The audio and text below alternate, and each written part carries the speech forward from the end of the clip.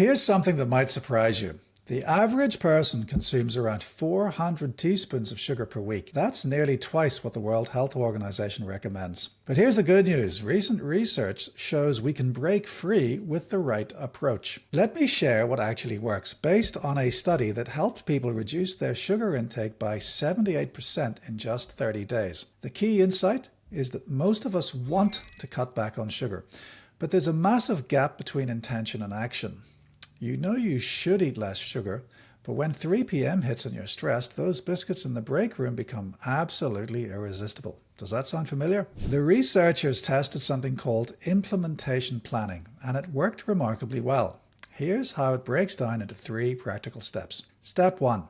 Set a clear, measurable goal. Not I'll eat less sugar, but specific targets aligned with WHO recommendations. For women, that's about 6 teaspoons or 24 grams per day. For men, 9 teaspoons or 36 grams. Most people I work with are consuming 12 to 16 teaspoons daily without realizing it, hidden in sauces, yogurts, and even healthy granola bars. Second, create an action plan. This is where it gets interesting. Instead of relying on willpower alone, you make specific if-then plans. For example, if I'm craving something sweet after dinner, then I'll have herbal tea with a piece of dark chocolate. Or if I'm at the supermarket, then I'll only shop from my prepared list and avoid the confectionery aisle.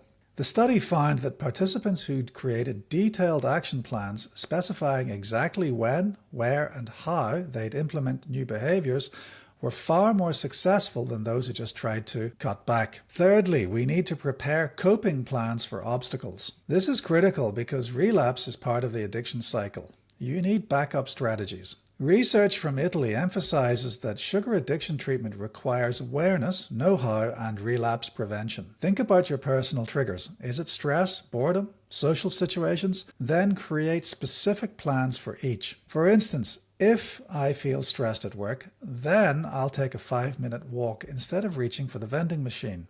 Or if friends suggest getting an ice cream, then I'll order the smallest size and savor it slowly. Here's what it means for you.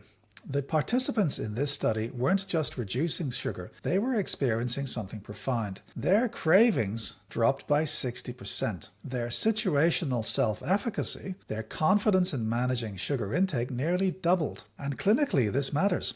81% of participants brought their sugar consumption within WHO guidelines by the end of the study. That's a dramatic shift from the 18% who started within these healthy limits. From my perspective as both an addiction specialist and lifestyle medicine practitioner, what makes this approach powerful is that it addresses the root issue, the disconnection between our judgment center and our decision-making center. Sugar hijacks that system, but by creating specific plans, essentially creating new neural pathways, we can reconnect those circuits. So here's your takeaway. Beating sugar addiction isn't about willpower or deprivation. It's about strategic planning. Start by tracking your actual consumption for over 3 days. You'll probably be shocked. Then set one clear goal, create 2 specific action plans, and identify your top 3 obstacles with solutions for each. Remember, small, consistent changes compound over time. That's all for today, folks. I'm Dr. Fergal Armstrong, and this has been